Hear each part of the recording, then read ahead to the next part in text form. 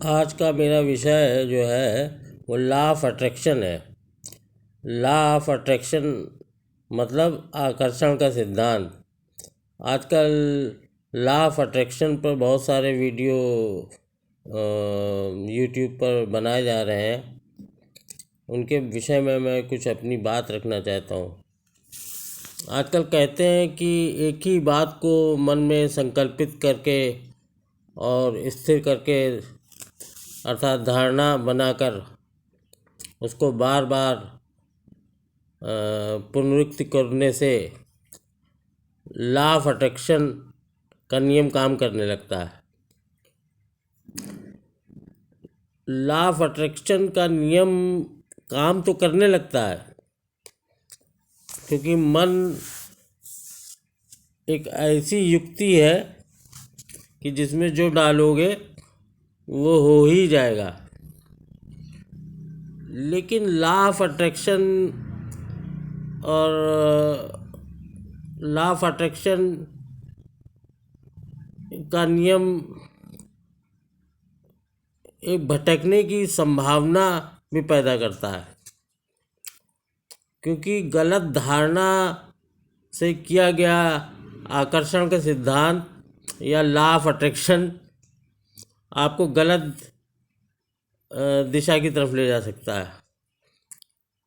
अर्थात अगर हम कहें कि मुझे अमीर बनना है, तो अमीर बनना है ये हमारा उद्देश्य है, लेकिन किस तरीके से बनना है ये नहीं उसमें बताया जाता है ना।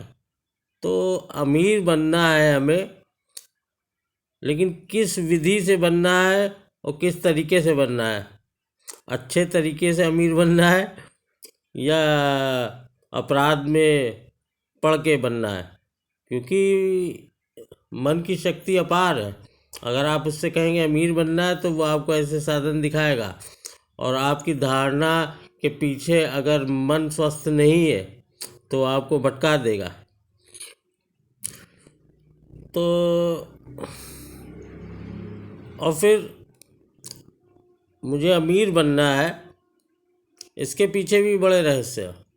आप लॉ ऑफ अट्रैक्शन का नियम लागू कर रहे हैं और बार बार ये धारणा स्थापित कर रहे हैं अपने मन में कि मुझे अमीर बनना है, लेकिन पूर्व जन्मों के जो कर्म हैं आपके वो इसके विरुद्ध है।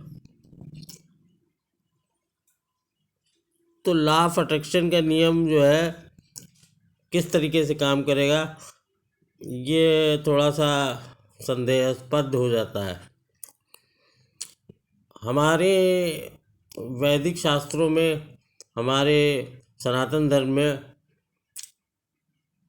ऐसी व्यवस्था की गई है कि यदि आदमी को अपनी मनोवांछित इच्छाओं की पूर्ति करनी है तो हमारे वैदिक शास्त्रों में मंत्रों का बड़ा योगदान है। मंत्र क्या है? मंत्र हम कहें कि हमारे वैदिक शास्त्र ये, हमारा सनातन धर्म ये कहता है कि चित्त ही मंत्र है ना। तो अगर हम स्वस्थ धारणा करके और किसी बात को संकल्पित करते हैं तो वो मंत्र कहलाता है। लेकिन पहले मन को साफ करना आवश्यक है, और पूर्व जन्मों के पापों से छुटकारा पाने के लिए हमें इष्ट देव के मंत्रों का जाप करना आवश्यक है। वैदिक मंत्रों की उत्पत्ति वैज्ञानिक विधि द्वारा इसीलिए की गई थी कि आप अपनी इच्छा की पूर्ति कर सके और ब्रह्मांड एक विशिष्ट तरंग के द्वारा आपकी प्रार्थना सुन सके।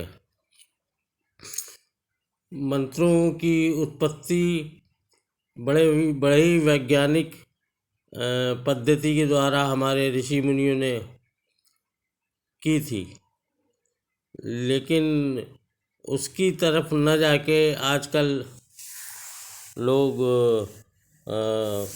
धारणा का सिद्धांत इस्तेमाल करके काम अपना करना चाहते हैं। ये आदमी को भटका देता है और भटकने के अलावा आदमी को कुछ नहीं मिलता।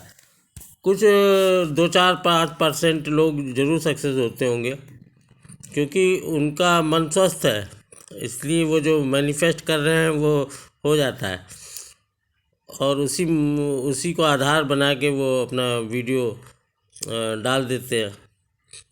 तो इस पे थोड़ा सा चिंतन करने की आवश्यकता है।